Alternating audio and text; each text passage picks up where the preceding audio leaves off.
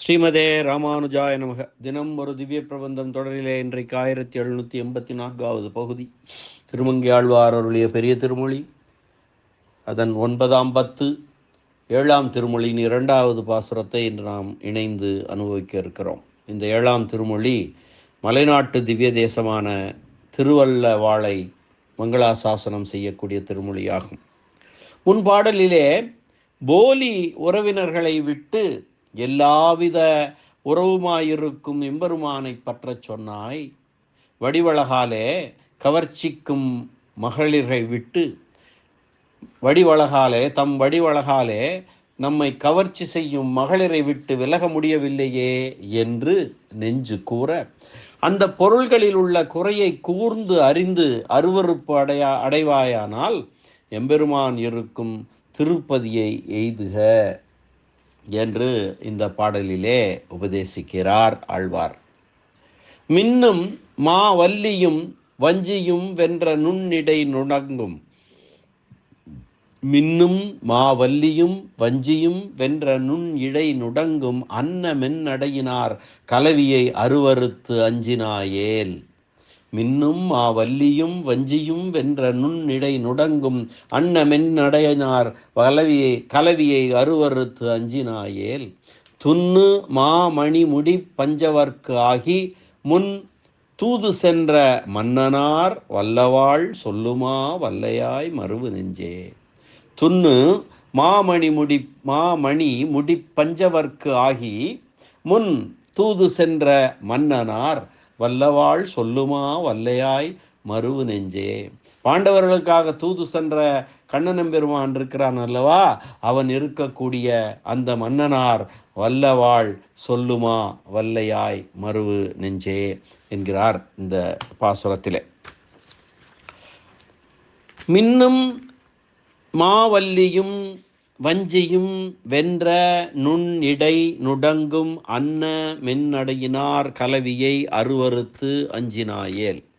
மின்னல், அழகிய கொடி, வஞ்சி மர சிறு கிளை, இவற்றையெல்லாம் தோற்கடிக்கக்கூடிய நுண்ணிய இடை அந்த பெண்டிற்கு, அந்த மகளிருக்கு நுண்ணிய இடை அசைய அன்னம்போல மெல்ல நடக்கும் நடையழகை உள்ள மகளிரின் கூட்டத்தை வெறுத்து அஞ்சினால் நீ அஞ்சினாயேல். துன்னுமா மணிமுடி பஞ்சவர்க்காகி முன் தூது சென்ற மன்னனார், நெருங்கிய மணிகள் இழைத்த முடிகளையுடைய, அதாவது கிரீடங்களை உடைய பாண்டவருக்காக முன்னால் தூதனாய் சென்ற எம்பெருமான் நிலைத்து எழுந்தருளி இருக்கும் வல்லவாள் சொல்லுமா வல்லையாய் மருவு நெஞ்சே. திருவல்லவாள் என்னும் திருத்தலத்தை சொல்லும் ஆற்றல் உடையவையாய் அவ்வூரை அடைய முயற்சி செய்வாயாக என்று நெஞ்சுக்கு சொல்கிறார் ஆழ்வார். நெஞ்சே, மின்னலையும் அழகிய கொடியையும் வஞ்சிக் கொம்பையும் தோற்கும்படி செய்த நுண்ணிய இடை துவழும்படி இருப்பவர்களாய் அன்னம் போல மெதுவான நடையை உடையவரான பெண்களின் புணர்ச்சியை வெறுத்து அச்சம் அடைவாயானால் முன்பு மணிமுடி அணிந்த பாண்டவர்களுக்காக தூது நடந்த தேவாதி தேவன் கண்ணனெம்பெருமான் வாழ்கிற திருவல்லவாழ் தலத்திலே சென்று பொருந்த பார் என்று நெஞ்சுக்கு சொல்கிறார். மின்னலையும் கொடியையும் வஞ்சிக் கொம்பையும் தோற்பிக்கும்படியான நுட்பமான இடையை உடையவராய். மின்னல் எவ்வளவு திக்னஸ் இருக்கும், எவ்வளவு தடியாக இருக்கும், அதையும் தோற்பிக்கும்படியான நுட்பமான, அதைத்தான் நுட்பமான என்று சொல்கிறார்.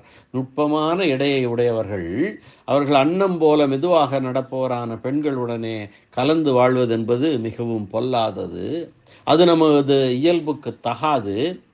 ஹேயம் என்று, அது ஒரு நோய் என்று வெறுப்பு கொண்டு நெஞ்சமே வாழ்வதற்கு வழி தேடுவாயாகில். எம்பெருமான் தன்னை அடைந்தவர்களுக்கு தன்னிடம் சரணடைந்தவர்களுக்கு கையாளாயிருக்கும் தன்மையை குன்றிலிட்ட விளக்கு போல அனைவருக்கும் தெரியும்படியாக ஆக்குவதற்காக பஞ்சபாண்டவர்களுக்காக தூது எழுந்தருளின தேவாதி தேவன் கண்ணனெம்பெருமான் வாழ்கிற திருவல்லவாளிலே பொருந்த பார் என்கிறார். மணிமுடி பஞ்சவர்க்கு, சுவாமி தூது செல்லும்போது பாண்டவர்கள் முடியிழந்து கிடந்தார்கள். ஆனாலும் அவர்களே முடிபுனைந்து அரசாள உரியவர் என்னும் பகவத் அபிப்பிராயத்தாலே இவ்வாறு கூறப்பட்டது என்று உரையாசிரியர்கள் நயம் கூட்டுகிறார்கள். இனி இந்த பாசுரத்திற்கான வியாக்கியான சக்கரவர்த்தி பெரியவாச்சான் பிள்ளையினுடைய உரை. மின்னும் மாவல்லியும் வஞ்சியும் வென்ற நுண் இடை நுடங்கும் அன்ன மென்னழகினார் கலவியை அருவறுத்து அஞ்சினாயேல். மின்னலும் அழகிய கொடியும் வஞ்சியின் இளைய கிளையும் ஆகிய எல்லாவற்றையும் தோற்பிக்கும் நேரிய இடை அசையும்படியாக அன்னம் போல மென்மையான நடையுடைய மகளிர் கலவி மிகவும் தீயது. அப்படி கலவி ஏற்பட்டால், கலவி முடிந்தபின் வெளியே புறப்பட வேண்டும் என்றால் முதலிலேயே நீராடி மாற்றுடை அணிந்த பின்னரே புறப்பட வேண்டியிருப்பது. அதனை நீ அருவறுத்து அஞ்சினாயானால் துண்ணு மா மணி முடி பஞ்சவர்க்கு ஆகி முன் தூது சென்ற மன்னனார் வல்லவாள் சொல்லுமா வல்லையாய் மருவு நெஞ்சே. நெருங்கிய மணிகளாலே செய்யப்பட்ட முடிகளை உடைய பாண்டவர்களுக்காக முன்னால் தன்னை தாழவிட்டு கொண்டு தூது போன மேன்மையுடையவர் நம்மை யாரோ ஏவி காரியம் கொள்வார்கள் என்று தம்மை ஏவப் போகிறவர்களை இப்போதும் எதிர்பார்த்து கொண்டு நிற்கின்ற திருவல்லவாளை வாயாலே புகழ்ந்து பாடும்படி நெஞ்சாலே நினைத்தலை செய்வாயாக மனமே என்கிறார் இந்த பாசுரத்திலே. கண்ணனெம்பெருமான் பஞ்சபாண்டவர்களுக்காக தன்னை தாழ்த்தி கொண்டு தூது போனான், கழுத்திலே ஓலை கட்டி தூது போனான் என்று சொல்வார்கள். துரியோதனாதியரிடம் போய் தூது போய் அவர்களுக்கு பஞ்ச பாண்டவர்களுக்கு உரிய ராஜ்யத்தை கொடு, ராஜ்யத்திலே பாதி கொடு என்று கேட்க அவன் முடியாது என்று சொன்னான். பிறகு 5 படிப்படியாக குறைந்த 5 ஊர்களையாவது கொடு பஞ்ச பாண்டவர்களுக்கு என்று கேட்க அதுவும் முடியாது. 5 வீடாவது கொடு என்று கேட்டான். இப்படி பஞ்ச பாண்டவர்களுக்காக தன்னை தாழ்த்தி கொண்டு தூது போய் அவன் காரியம் செய்தான் அல்லவா? அதே போன்று இப்போதும் நமக்காக அவன் காரியம் செய்வான். அப்படிப்பட்டவன் எழுந்தருளி இருக்கிற இடம் திருவல்லவாள். அந்த திருவல்லவாளை சென்று மனமே நீ அடைவாயாக. அந்த திருவல்லவாள் எம்பெருமானுடன் மனமே நீ அவனை போற்றி அவனுடன் ஒன்றியிருப்பாயாக என்று இந்த பாசுரத்திலே அற்புதமாக சொல்கிறார் ஆழ்வார். அத்துடன் அந்த பெண் ஆசையை விட்டு விட வேண்டும் என்பதை அழுத்தமாக சொல்லி இதை சொல்லுகிறார். பாசுரத்தை மீண்டும் ஒருமுறை பார்க்கலாம். மின்னும் மா வல்லியும் வஞ்சியும் வென்ற நுண்ணிடை நுடங்கும் அன்னமென் நடையினார் கலவியை அருவறுத்து அஞ்சினாயேல்.